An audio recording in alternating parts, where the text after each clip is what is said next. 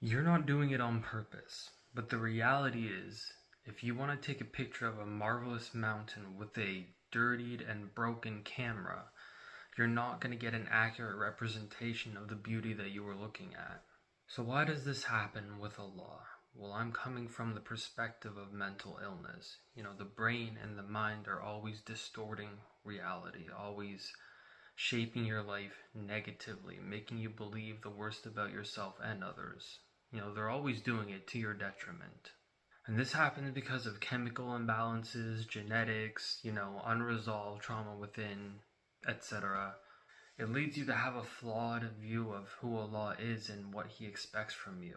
It's the type of thing that makes you believe that God is angry with you, that He has a vendetta against you, that He expects perfection from you, that He expects you to worship 24/7. And when this is what you believe, you are viewing Allah through these lenses.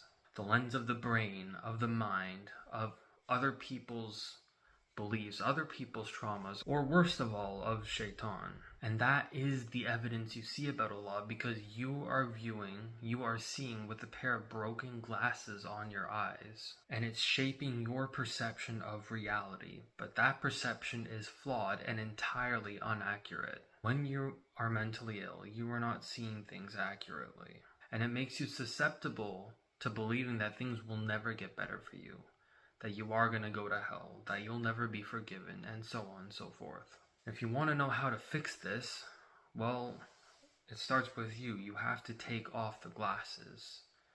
And how you do that? Well, there's therapy, there's Islamic counseling, there's life coaching, there's personal spiritual reflection. And you should take these resources if they're available to you.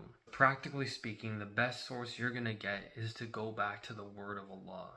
Not through 1,000 different pairs of glasses, but letting Allah speak to you. Not reciting at Mach speed during Ramadan. Not using your mind or your desires.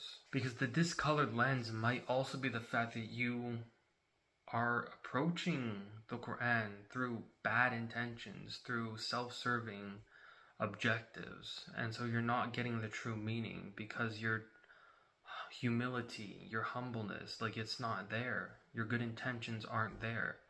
And it leaves you colorblind, and so you don't see the issue with the discolored pair of glasses that you have on. Take your time when you're reciting His words. When you're reading, let Him speak to you. Let Him guide you. We haven't given the Quran its due.